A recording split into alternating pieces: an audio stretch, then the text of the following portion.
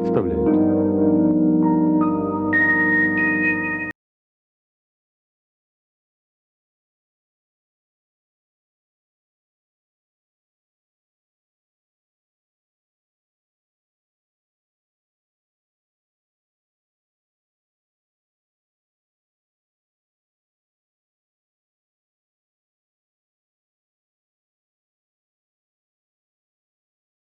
Вы производите впечатление достаточно усталого человека.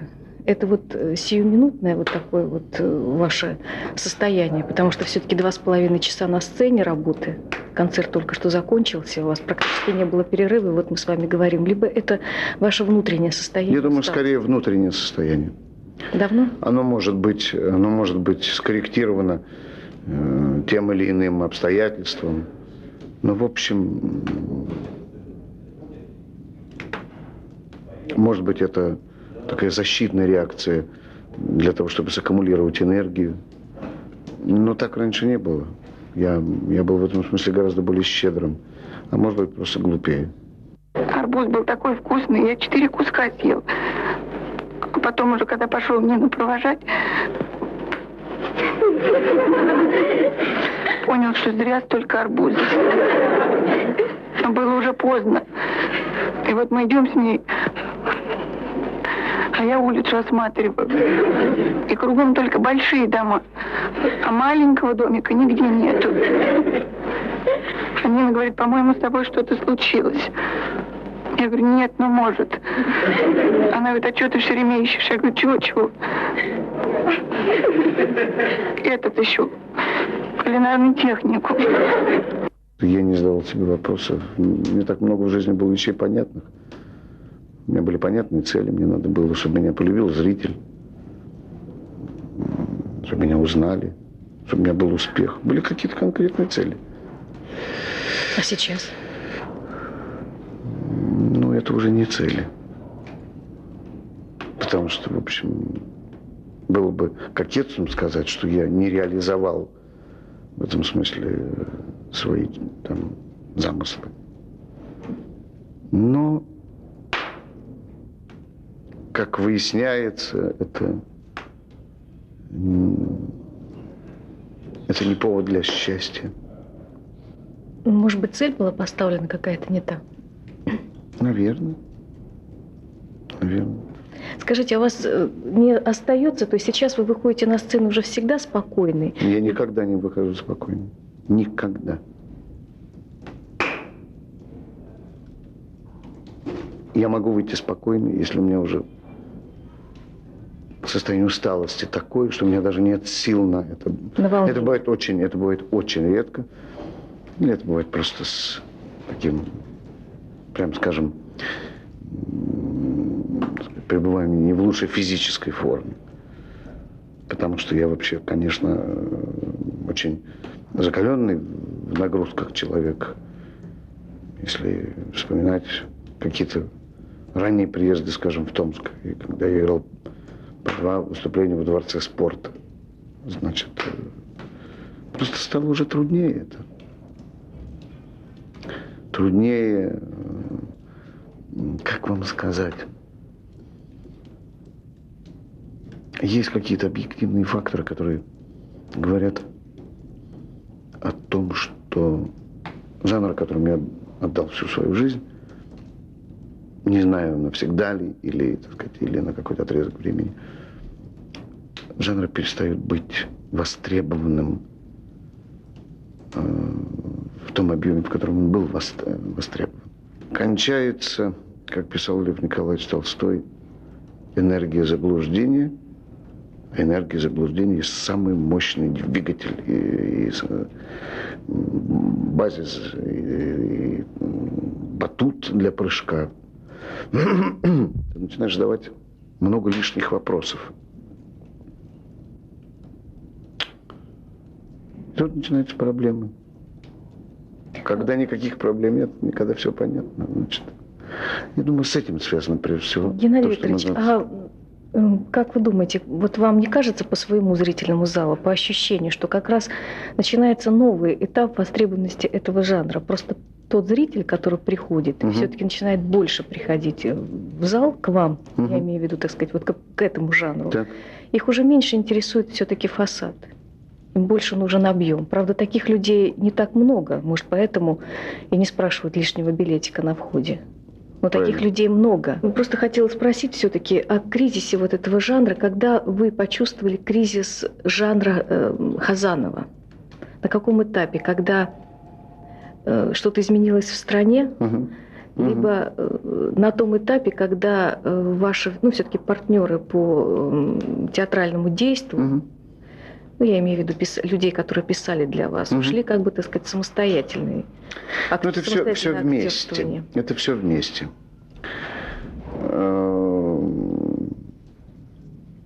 Я эту тенденцию почуял в начале 91-го года уже.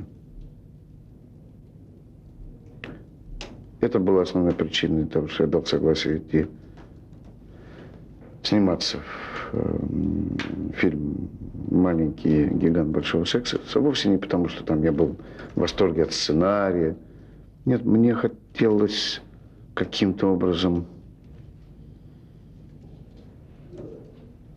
поменять пластинку. Я понимал, что что-то начинается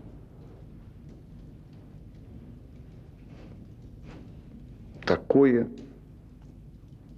Я не понимал, что. Но дело в том, что этот жанр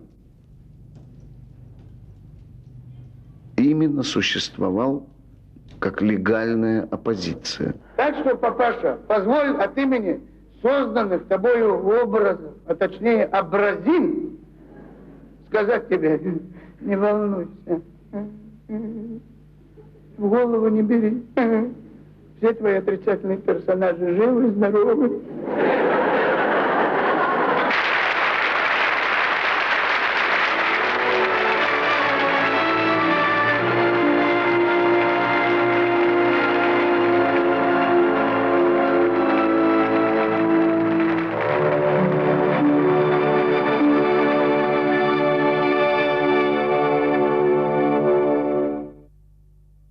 Вы меня простите, но вот у меня всегда такое ощущение, может быть, оно неверное, что вы стоите в определенного рода оппозиции к коллегам по вашему цеху. Это правда.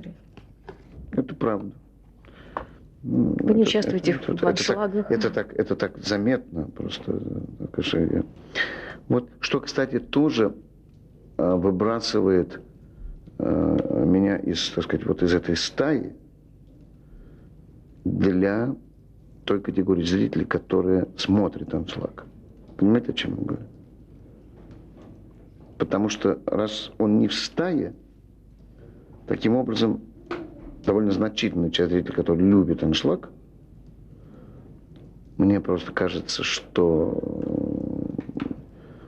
нам будет трудно договориться тогда с этими людьми во время концерта. Потому что я стараюсь... Не веселить?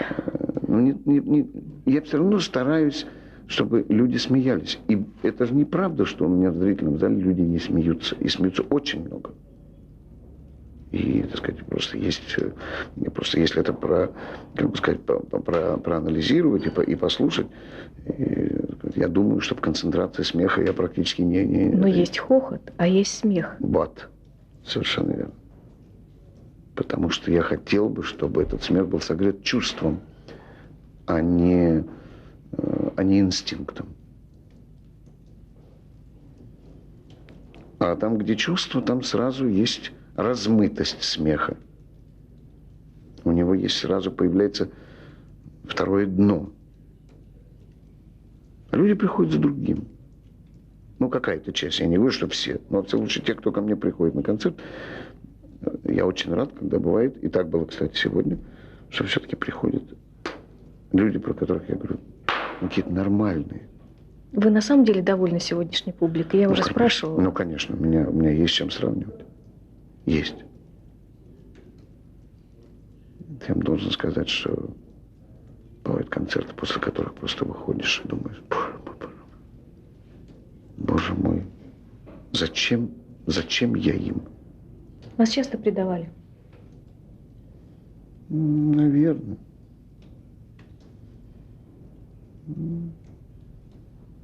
Знаете, я, получив возможность прочитать досье на себя в архиве Комитета государственной безопасности, доносы, я сказал, что я не буду читать.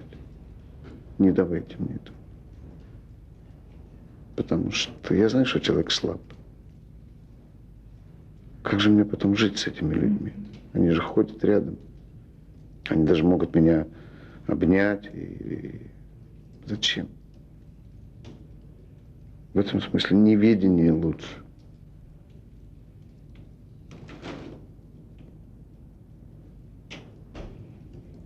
Геннадий Викторович, а кого вы считаете как бы вот людьми своей группы крови? Ну, из известной, так скажем, актерской профессии.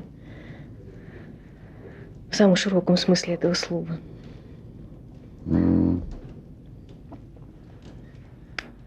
Это только театральные актеры. Вы имеете в виду своих коллег или вообще? Вообще.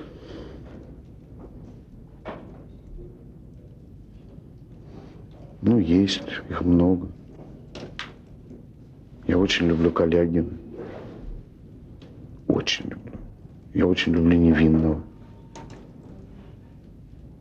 Очень хороший артист Михалков Никита. Потрясающий артист Меньшиков. Ну, я не говорю там про Евстигнеева, про Гриценко. Борисов Олег Иванович. Ну, это просто гениальный артист.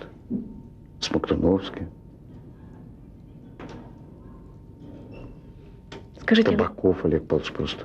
а вы часто ходите в театр? Нет. Не часто.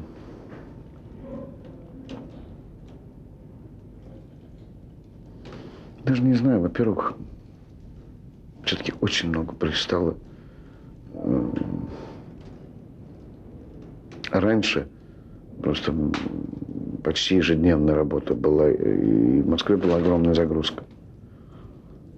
Сегодня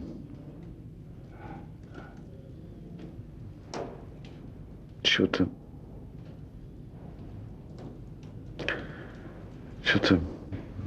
стало... Ну, и не то, что я вообще не хожу, это неправда. Не так сказать, чтобы я был такой заядлый театрал или постоянный участник премьер всех. Стараюсь смотреть то, что делает Марк Захаров. К сожалению, давно не видел Петра Фоменко. Хотя дивный совершенно режиссер. Ну, в «Современнике» бываю. Ну, потому что у меня просто очень хороший, не хороший, а просто очень тесный человеческий такой контакт с Галиной Борисовной, потому что мало того, что мы по знаку с ней, просто полный слепок, только она старше. У меня какое-то такое к ней, вот такое отношение, как к старшей сестре. Ну, вместе с тем, как мне кажется, что театр – это что-то такое, это ваша какая-то очень глубинная боль. Наверное, может быть, ушедшая на уровень подсознания уже. Потому что мне пришлось внешнему миру доказывать, что меня туда зря не взяли. Наверное, что-то есть. Все же из детства идет. Я думаю, все причины надо искать вообще. Вообще все корни там. Характера, комплексов.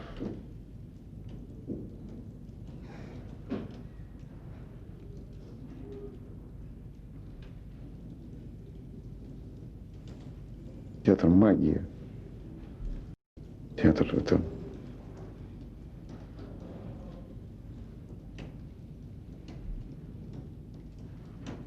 великое дело, театр. Гораздо более великое, чем кинематограф. Потому что на живой исповеди, художественной. Как однажды сказала Раневская, плохо сняться в кино – это плюнуть в вечность. Потом она однажды сказала, я сегодня 5 раз смотрела какой-то фильм, она говорит, они сегодня играли как никогда.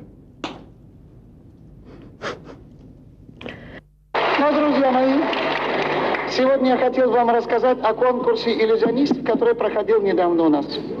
В задачу конкурса входили следующее.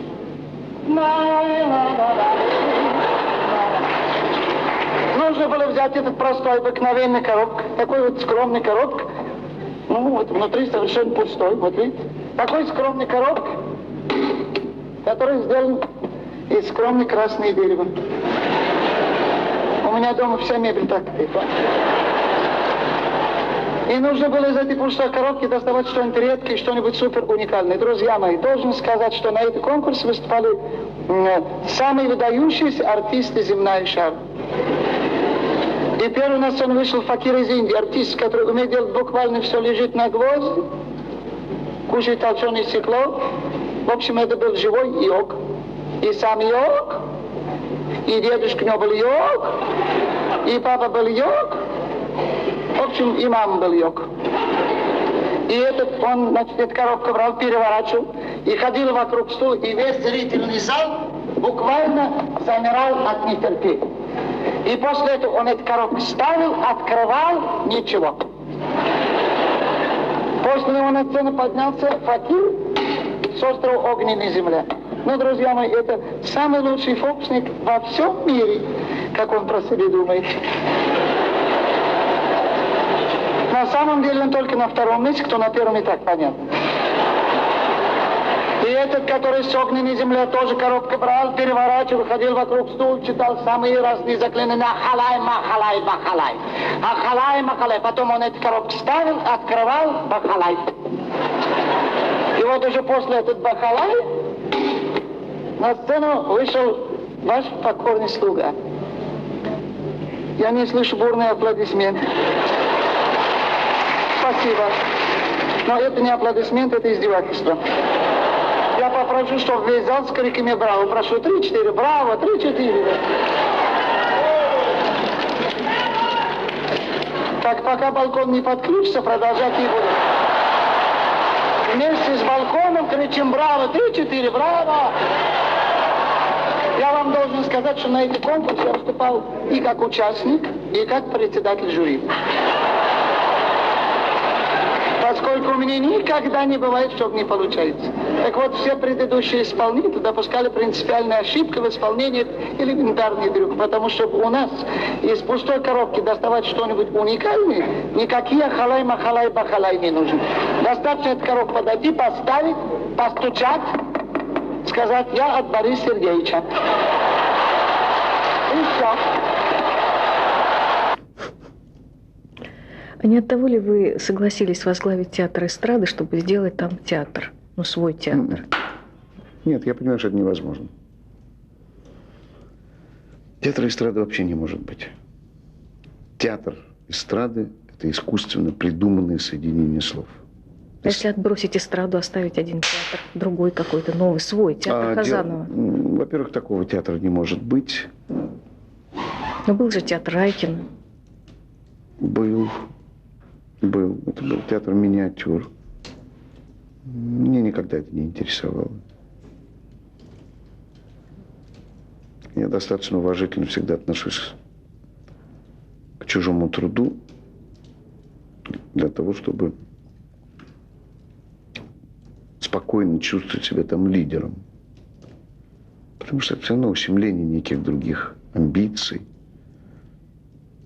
Это все равно уже коммуналка.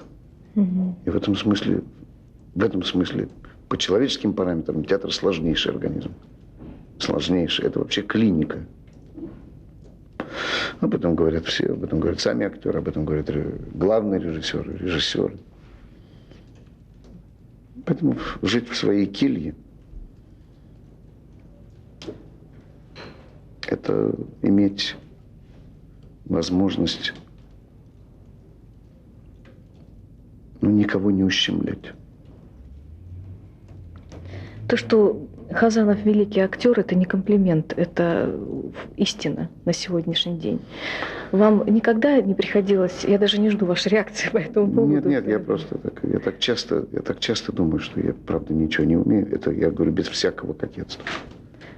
Ну, вместе с тем. Без всякого. Хазанов это актер. Говорю просто совершенно искренне.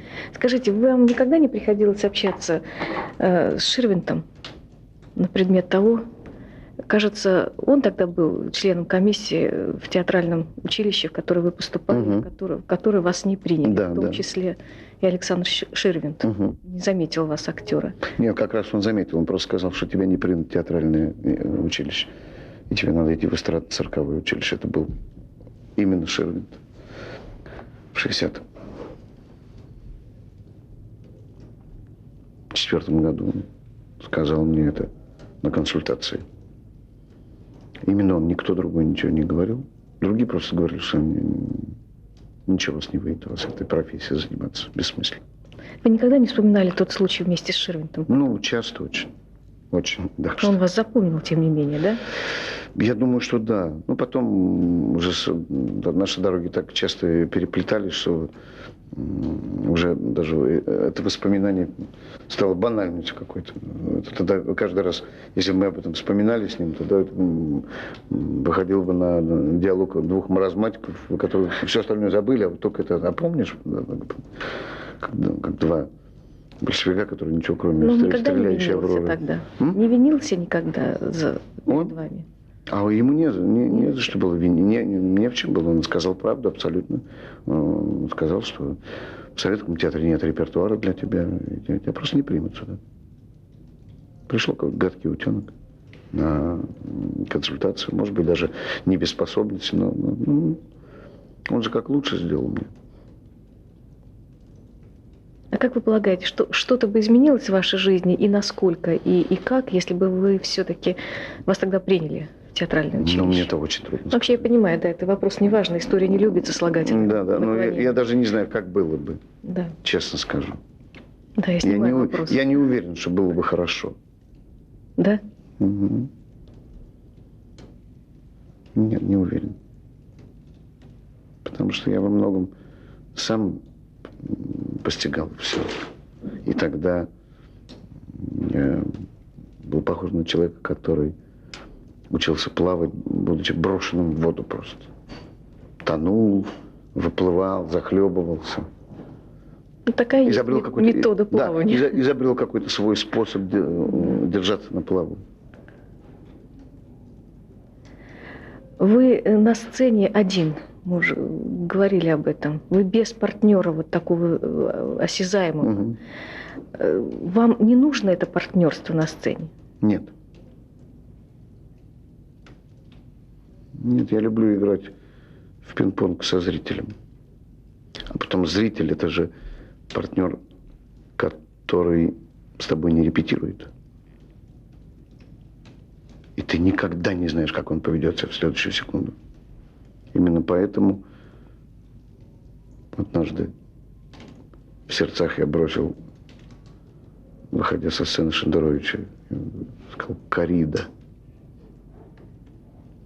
Это коррида. Так что это вообще больше похоже на корриду.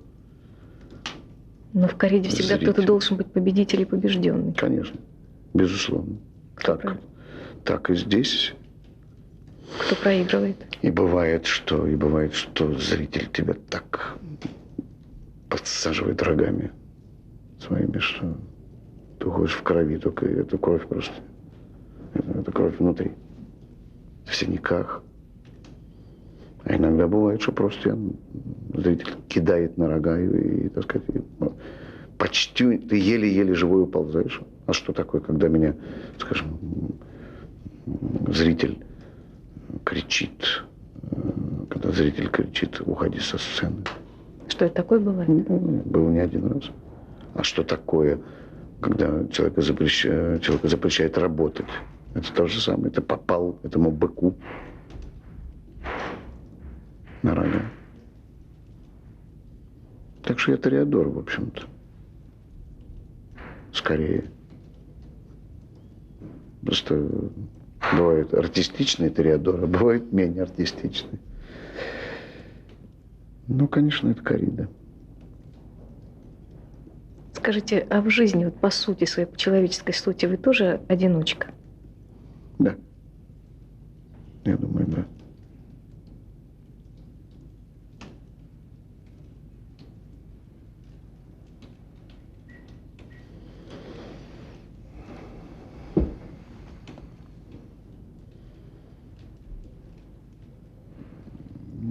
Все вместе. Это, я думаю, что профессия есть точное выражение сути. Иногда, прочитав перед сном какой-нибудь московский комсомолец или посмотрев на ночь сводку новостей по телевизору, я засыпаю в холодном поту и во сне вижу ваших отрицательных персонажей. Тунеядцев, взяточников, хамов, жуликов, бюрократов, хапук. Так мне становится тепло, уютно и, главное, безопасно. В греческом зале. В греческом зале.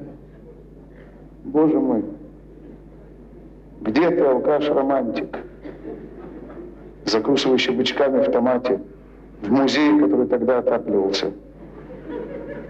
Где несуверенный узбек, тихо мечтавший, чтобы при коммунизме все же остался хоть какой-нибудь дефицит? Где дурак-начальник, мирно спавший на своем рабочем столе? Зачем его разбудили? И, наконец, сугубо личный вопрос. Аркадий Александрович, могли ли вы представить, что вам какой-нибудь известный кинорежиссер, не партийный чиновник, а именно кинорежиссер, бросит в лицо: не должны люди некоренной национальности играть людей коренной национальности? А сегодня, пожалуйста, сегодня многие делят население России на русских и русскоязычных, хотя правильно было бы делить на русскоязычных и косноязычных. Жаль, Аркадий Александрович, что вас нет сегодня с нами. Кого мы видим, кого мы лицезреем. Помните, Аркадий Александрович, на улицах висели такие стенды. Их разыскивает милиция. Так вот, оказывается, их разыскивали для того, чтобы сделать хозяевами новой жизни. Жаль, что вам не выпало счастья видеть и лицезреть эти новые, мягко говоря, мордуленцы, грубо выражаясь, мордовороты. И особенно видеть и лицезреть их в полумраке зрительного зала. Когда, лежа в первых рядах, они откупоривают шампанское, пробками стреляют на сцену, а после чего весело беседуют друг с другом по своим сотовым телефонам. Знаете, Аркадий Александрович, кем я себя чувствую в такие минуты? 50-летним, награжденным государственной премией и орденом дружбы народным официантом Российской Федерации. Бог с ними, с этими первыми рядами. Разве для них мы работаем? Разве их лица и глаза всегда искали и ищем сейчас в зрительном зале? Я помню, как однажды в антрактном спектакле «Мир дому твоему» вы пришли в свою гримуборную, без сил опустились в кресло и тихо-тихо сказали: на что я потратил свою жизнь. А через 20 минут легкий, азартный, седой мальчишка с улыбкой снова бежали на сцену, и потом после спектакля мне долго объясняли, что иной судьбы актеру не дано, что пока не остановилось сердце, подниматься и с улыбкой бежать к тем, кто так ничего в жизни и не дождавшись, почему-то все еще ждет твоего вроде бы уже гроша ломаного не стоящего слова. 27 мая в Большом концертном зале популярная рок-группа «Сплин». Что вы с детства вспоминаете чаще всего?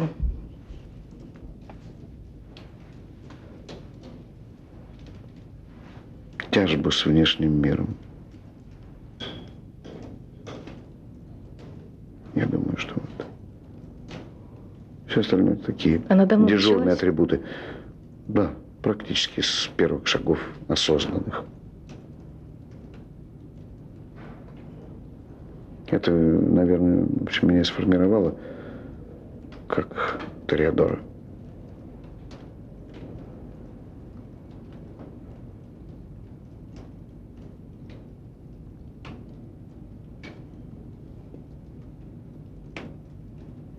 Вообще интересно просто себя вспоминать, себя. Наблюдать, смотреть, как шел, проскакивал между этими флажками. И поэтому, когда я смотрю на некоторых там молодых людей, артистов, и когда я вижу в них есть некое свое отражение, я начинаю в них самого себя стесняться. Вот так бы я сказал. Я вижу, вот, механизм мне достаточно быстро становится понятен. Очень серьезная борьба внутри связана с установкой. Георгий Михайлович Вицин, он довольно странную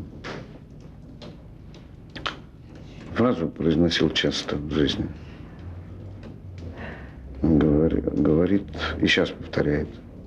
Даже сказал мне, когда я его позвонил поздравить с юбилеем, он сказал: ты же знаешь, что я всю жизнь стараюсь прожить незаметно.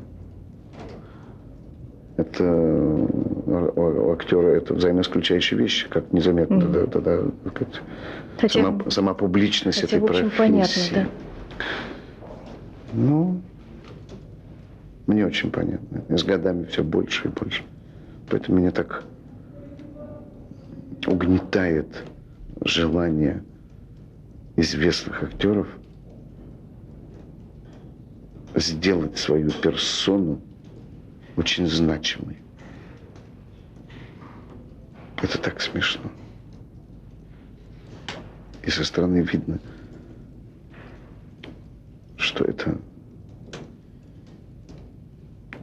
либо дикие страхи, с которыми человек борется таким вот образом, пытаясь их замазать и запрятать внутрь.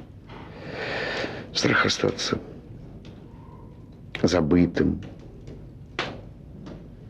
Ну, такой, это уже диагноз, это уже болезнь.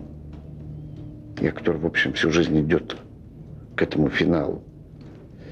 Потому что вроде как актерская профессия, это и есть дорога к известности, так сказать, к почитанию. Но, ей-богу, это все такая мишура. Вот в чем самая большая внутренняя проблема сегодня. Осознание эфемерности, значимости. Пока этого не было, все было точно и четко. Были конкретные задачи. Вдруг это перестало быть задачей. Скажите, дом является ли вашей крепостью? Да, конечно. Семья вот той ниши, в которой Да, конечно. вы счастливы вполне? Конечно. Это крепость, пожалуй, что единственная в жизни. У вас интересно сложился сегодня день. Всю ночь вы летели. Потом готовились к концерту. Потом концерт. Сейчас глубокая ночь. Завтра утром вы снова летите. И так всегда, что же есть жизнь? А вот это и есть жизнь. Последний вопрос. Скажите, а вы часто смеетесь? Ну, так сказать, чтобы часто, я не знаю, я не подсчитываю. Ну, вообще я смешливый человек. Очень смешливый. Просто не так много вещей могут меня по-настоящему рассмешить. И когда меня хотят рассмешить, я никогда не засмеюсь. Поскольку сам занимаюсь этой профессией. Не проведешь, да? Спасибо большое. И вам спасибо. Спасибо за очень хорошую беседу. Поскольку за мной укрепилась такая слава неконтактного человека. И большая часть корреспондентов говорит, что с ним невозможно разговаривать, что он капризный. Наверное, это действительно так, когда я понимаю, что мне с человеком не о чем говорить.